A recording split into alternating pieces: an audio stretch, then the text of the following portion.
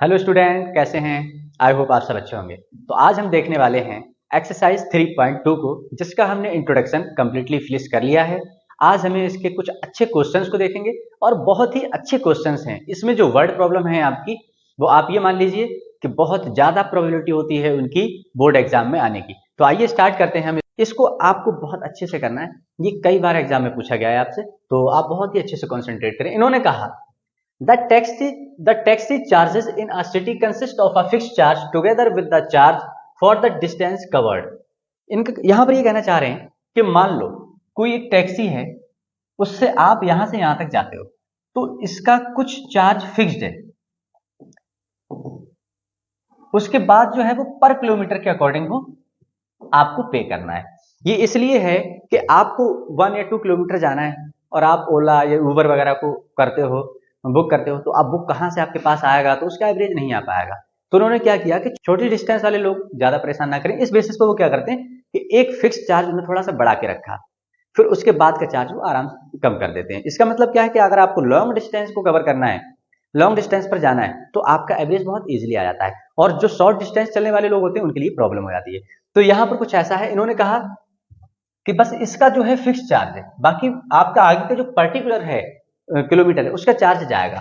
तो अगर मैं यहां मान लूं कि इसका चार्ज x रुपए था और बाकी पर किलोमीटर का y मान लो, ये कुछ ऐसा दिया गया है। फिर उन्होंने कहा for a distance 10 kilometre the charge paid is रुपए 105 रुपीज।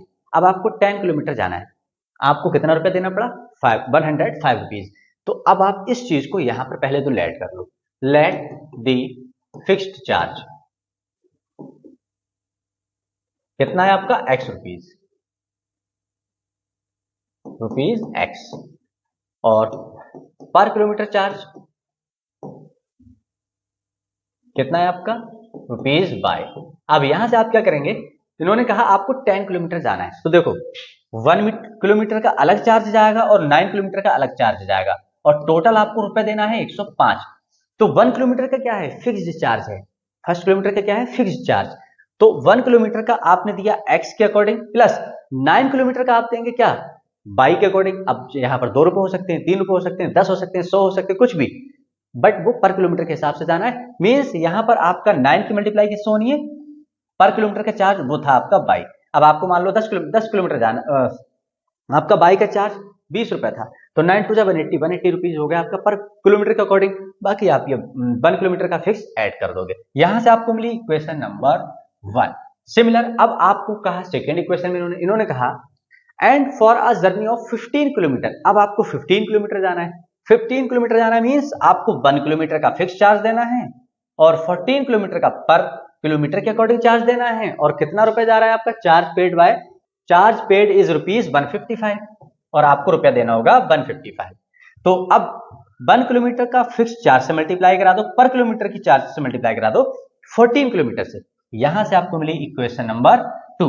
अब आप क्या करेंगे? अगेन इस इक्वेशन को सॉल्व करेंगे, यहां से x और y की वैल्यू को निकालेंगे और आप बता देंगे कि क्या है। तो इसको मैं थोड़ा सा ऊपर लिख दूं क्योंकि मुझे थोड़ा स्पेस भी चाहिए होगा नीचे। हमारा कितना आ रहा है? 1 into x plus 14 into y is equal to 155, equation 2। किसी भी इक्वेशन से आप देखें तो देखो यहां पर x का कोफिशिएंट 1, यहां पर भी x का कोफिशिएंट 1, मींस किसी भी इक्वेशन से आप x की वैल्यू निकालो, इजी रहेगी। इसमें y का कोफिशिएंट 9 है, इसमें 14 है, ज्यादा हो रहा है, बेटर है कि हम x वाले को निकाल लें। तो मैंने यहां लिखा फ्रॉम इक्वेशन 1, फ्रॉम इक्वेशन 1 में आपने x की वैल्यू को निकाला, तो x is equal to 105 minus 9y। यहां से आपने इसको माना इक्वेशन 3 है, और आप क्या करेंगे? पुट इन इक्वेशन, अगर आपने 1 से निकाला है तो आप किस में अप्लाई करोगे? 2 में। Put equation 2। अगर आपने 2 से निकाला होता तब 1 में करते।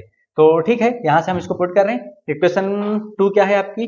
x, और x के प्लेस पे आपको क्या लिखना है? 105 minus 9y is equal, sorry plus है, प्लस में क्या लिखना है आपको? 14y is equal to 155।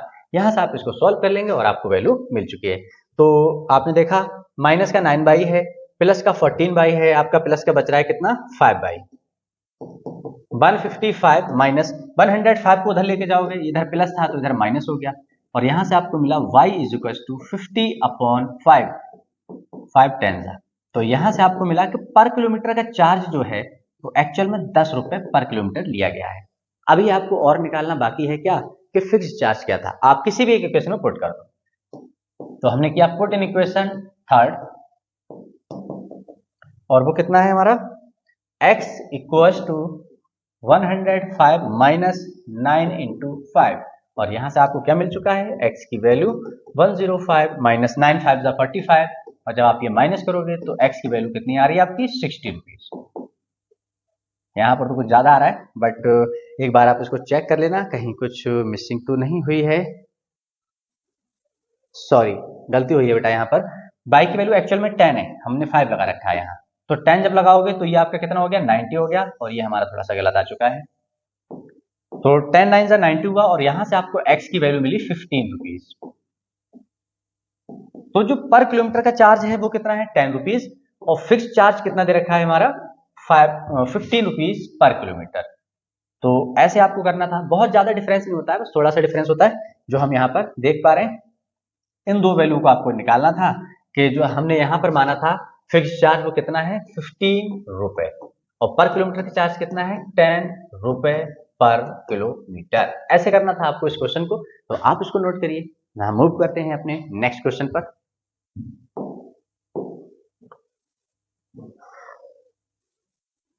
देखते हैं नेक्स्ट क्वेश्चन, नेक्स्ट पार्ट। इसमें इन्होंने कहा अ फ्रैक्शन बिकम्स 9/11। कोई एक फ्रैक्शन है, आपको नहीं पता कौन है, बट वो इतना हो जाता है 9/11 कब, if 2 is added to both the numerator and denominator. किसी फ्रैक्शन में आप न्यूमरेटर और डिनोमिनेटर में 2 ऐड कर देते हो तब वो फ्रैक्शन बनता है इतना। फिर उन्होंने कहा and denominator, sorry, if 3 is added to both numerator and denominator it becomes 5/6। अगर हम 3 को ऐड कर दें न्यूमरेटर एंड डिनोमिनेटर दोनों में, तब फ्रैक्शन कितना होता है, इतना। आपको निकालना है वो फ्रैक्शन। तो देखो बहुत इजी क्वेश्चन, हमने सबसे पहले तो लेट किया, let the fraction x upon y। अब अकॉर्डिंग टू कंडीशन लगाओ 1, जो अकॉर्डिंग टू क्वेश्चन दे रखी है। इन्होंने कहा कि जो आपके पास फ्रैक्शन था वो 9/11 हो जाता है, 9/11 हो जाता है कब, if 2 is added both numerator and denominator. तो हम यहाँ पर पहले तो 2 ऐड करेंगे तब होगा ये। हमने जब दोनों में ऐड किया, अब हमारा फ्रैक्शन कितना बन गया, इतना। अब यहां से आप बहुत इजीली क्या करेंगे, क्रॉस मल्टीप्लाई करके ओपन कर लो, आपकी इक्वेशन बन चुकी है 9y प्लस 2। इसको आप ओपन करेंगे तो 11x plus 11 2 22 is equal to 9y plus 9 2 18। Equation बना लो, 11x minus 9y is equal to 18 minus 22। तो यहां से आपको मिला 11x minus 9y is equal to -4। Equation आपकी 1 कंप्लीट हो चुकी है। अब आपको क्या करना है, सेकेंड कंडीशन को देखना है और उसके अकॉर्डिंग आपको एक इक्वेशन अपनी बना लेनी है। इन्होंने कहा इसी फ्रैक्शन में हम ऐड कर देते हैं 3 is added to both the numerator and denominator, then it becomes 5/6। इस बार आपको न्यूमरेटर में भी 3 ऐड करना है और डिनोमिनेटर में 3 ऐड करना है, तब ये आपका फ्रैक्शन कितना हो जाता है, 5/6। अगेन आपको सीक्वेंसली इसी बेसिस पे सॉल्व करना है और हम देखेंगे उसका आंसर। तो हमने लिखा 6, क्रॉस मल्टीप्लाई करा दे रहे हैं यहाँ पर, इक्वल टू 5 के साथ हमने किसका करा दिया, y प्लस 3, और यहां से इसको हमने सॉल्व किया तो ये 6x plus 6 3 18 is equal to 5 3 15 y plus sorry यहाँ पर 5 बाई प्लस 5 3 15। आप चाहो तो यहीं से x की वैल्यू डायरेक्ट निकाल सकते हो, हमने यहां से निकाली तो x is equal to 5 y plus 15 minus 18, और यहां से x की वैल्यू निकालते हो तो 5 बाई माइनस 3 अपॉन 6। यहां से जो आपकी इक्वेशन आई है 2 मान लो या फिर आप थर्ड मान लो, जो भी नहीं, थर्ड तो नहीं मान सकते क्योंकि अभी तक हमने सेकंड इक्वेशन को नहीं बनाया है। तो आप इस बार क्या करेंगे, सेकंड इक्वेशन को पुट कर देंगे इक्वेशन 1 में, आपको y की वैल्यू बहुत इजीली मिलने वाली है। देखेंगे कैसे, put in equation 1, equation 1, sorry आप लिख सकते हैं फ्रॉम इक्वेशन 1 एंड 2 के साथ भी लिख सकते हैं, फ्रॉम इक्वेशन 1 एंड 2। तो अगर हम 1 और 2 से देखें तो 11 इंटू x की वैल्यू कितनी है हमारी, यहां दे रखी है, हम यहां पर लगा रहे हैं 11x, x की वैल्यू को हम यहां पर पुट कर देंगे तो 5 बाई माइनस 3 अपॉन 6, आगे क्या है माइनस 9 बाई इक्वल टू -4। यहां से आपको लग रहा होगा कि हमें एलसीएम लेना होगा, एलसीएम लेके सॉल्व कर रहे हैं, तो देखो कितना आ रहा है, तो ये कितना हुआ आपका 11 5 by minus 3 minus cross multiply करेंगे क्योंकि इस बार दोनों डिनोमिनेटर अलग अलग हैं, y इक्वल टू -4। यहाँ से इसको थोड़ा और सॉल्व कर दें, इस 6 को उधर लेके जा रहे हैं, इसको ओपन कर रहे हैं। तो 11 5 जा 55 बाई 11 3 जा 33 माइनस 9 6 जा 54 y is equal to minus का 4 इंटू 6। यहाँ से आपको पूरी इक्वेशन बाई के टर्म्स में मिल चुकी है, यहाँ पर आप सॉल्व कर लो। तो यहाँ पर आपका 55 बाई है, यहाँ पर आपका माइनस का 54 बाई, तो यहाँ पर बचा सिर्फ बाई, और यहाँ पर आपका 6 4 या 24 माइनस का है। अगर हम यहाँ से -33 को इधर लाएं तो ये प्लस का 33 हो गया, और यहाँ से बाई की वैल्यू आपको कितनी मिल रही है 9। अब अगर आपको बाई की वैल्यू मिल चुकी है तो आप पुट कर दो इक्वेशन 2 में। आपने क्या लिखा, पुट इन इक्वेशन 2 में क्या, जब आप बाई की वैल्यू लगा रहे हो कितनी 9 है, तो 5 इंटू 9 माइनस 3/6, और यहाँ से आपको x की वैल्यू मिल गई है। और 9 5 45 माइनस 3 करोगे तो 42/6, और यहाँ से x की वैल्यू कितनी आ गई 6 7 जा 42। यहाँ से आपको x और y की दोनों वैल्यू मिल चुकी हैं। अब आप यहाँ पर थोड़ा सा इसको हाईलाइट कर देंगे, जो हमने x और y फ्रैक्शन माना था वो एक्चुअल में कितना है हमारा, सॉरी 7/9 ऐसे करना था आपको इस क्वेश्चन को, और आप इसको नोट करिए। हम मूव करते हैं अपने नेक्स्ट क्वेश्चन पर एंड लास्ट पार्ट पर। यहां पर आपको दे रखा है 5 years ago, यहां पर ये एज प्रॉब्लम दे रखी है, बहुत ज्यादा इंपॉर्टेंट होती है, आपको बहुत अच्छे से देखना है। इन्होंने कहा 5 years hence, 5 साल बाद क्या होने वाला है, the age of Jacob will be 3 times that of his son. Jacob अपने बेटे का 3 times रह जाएगा। फिर उन्होंने बोला 5 years ago, जबकि 5 साल पहले क्या था, Jacob's age was 7 times that of his son, अपने बेटे से 7 times थी, 7 times था जैकोब अपने बेटे की एज से।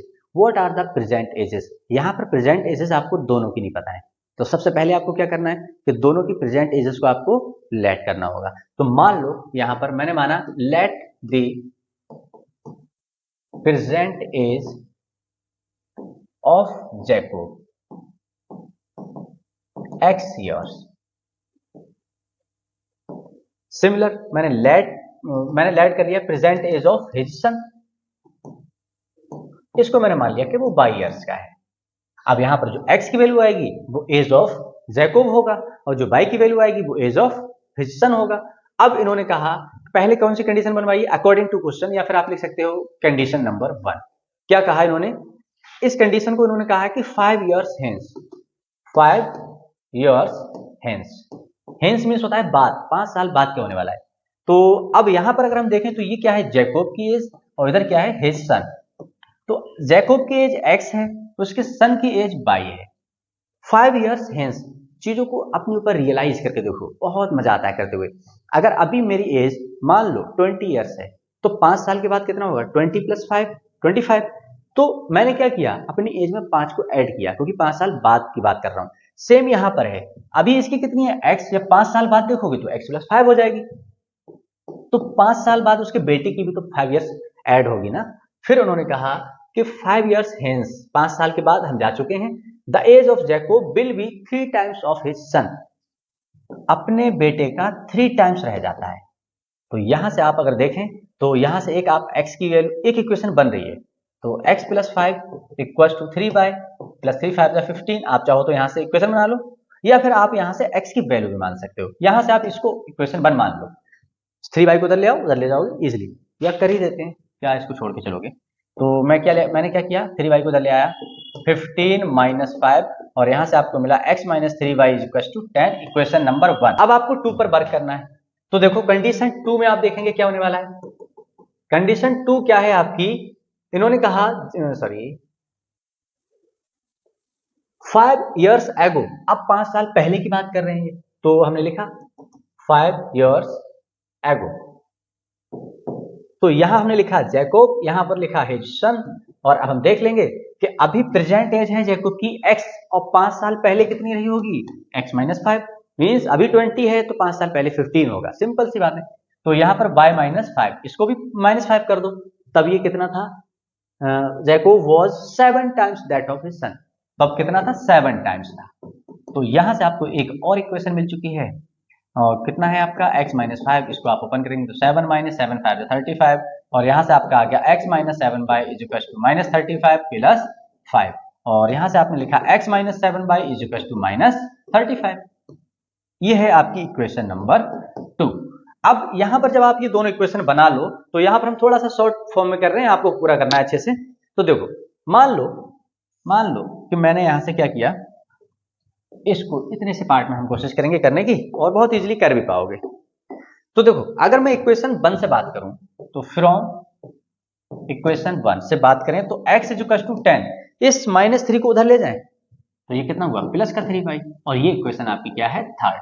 अब आप इसको पुट कर दो, पुट इन इक्वेशन 2 में, आपको 2 में पुट करना है। तो देखिए 2 क्या है हमारा, x की वैल्यू कितनी है, 10 प्लस 3 बाई, हम यहाँ पर पुट कर रहे हैं 10 प्लस 3 बाई, -7 बाई पहले से था, लगा दो, -35। यहाँ से आपका कितना आ रहा है, -4 y is equal to -35, plus का 10 उधर पहुंचा तो माइनस का 10 हुआ, और यहाँ से वैल्यू आ रही है -45 अपॉन -4।